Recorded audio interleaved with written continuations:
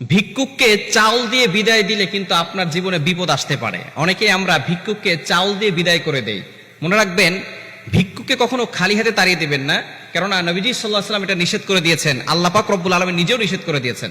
আল্লাহ পাক রব্বুল আলামিন নিজে বলছেন, কোরআন খুলেন 30 নম্বর পারা 17 নম্বর পৃষ্ঠার 8 নম্বর লাইন, সূরাতুদ দুহার 9 নম্বর আয়াতে আল্লাহ বলছেন, ফাআম্মাল ইয়াতীমা ফালা তাকহার, তুমি ভিক্ষুককে কখনো ধমক দিও না। যারা সাহেল, যারা ভিক্ষুক, তাদেরকে কখনো ধমক দেওয়া যাবে না। ও আম্মা সাইলা ফালা তানহার, আল্লাহ পাক রব্বুল আলামিন ভিক্ষুককে ধমক দিতে নিষেধ করে দিয়েছেন। এজন্য আমাদেরকে সব সময় এই বিষয়ে খেয়াল রাখতে হবে। ফাআম্মাল ইয়াতীমা ফালা তাকহার ওয়া আম্মা সাইলা ফালা তানহার, আল্লাহ পাক রব্বুল আলামিন এতিম, অসহায়, মিসকিন, গরীব যারা আছে তাদেরকে তাড়িয়ে দিতে নিষেধ করেছেন। তবে দুঃখজনক হলেও সত্য, আমরা অনেকে তাড়িয়ে দেই না, তবে অনেকে আমরা চাউল দেই। ভিক্ষুক যারা আছে তাদেরকে চাউল দেয়। আবার অনেক সময় জাকাতের সময় আসলে যারা গরিব মানুষ তাদেরকে লুঙ্গি দেয়, কেউ শাড়ি দেয়। খবরদার, এই ধরনের ভুল কখনো করবেন না। জাকাতের টাকা দিয়ে লুঙ্গি, শাড়ি কিনে দেওয়া, এটা কিন্তু ইসলাম সাপোর্ট করে না। ইসলাম এটাকে নিষিদ্ধ ঘোষণা করেছে।